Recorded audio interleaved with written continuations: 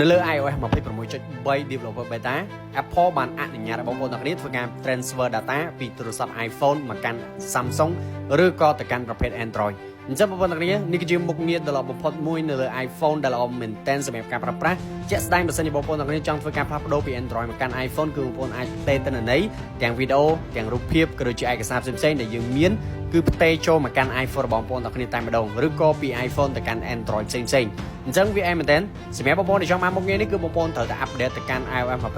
26.3 Developer Beta ទៅបងប្អូនទាំងគ្នាមានមុខងារមួយនឹងប្រើអញ្ចឹងបងប្អូនទាំងគ្នាបើសិនជាបងប្អូនចង់ធ្វើការ transfer បងប្អូនគ្រាន់តែចូលមកកាន់ setting មកបន្ទាប់មកបងប្អូនចូលទៅកាន់ពាក្យថា general ហើយបងប្អូន autogram ឲ្យផុតដើម្បីស្វែងរកពាក្យថា transfer or reset iPhone បន្ទាប់មកបងប្អូនយកពាក្យខាងក្រោមគេគឺ transfer to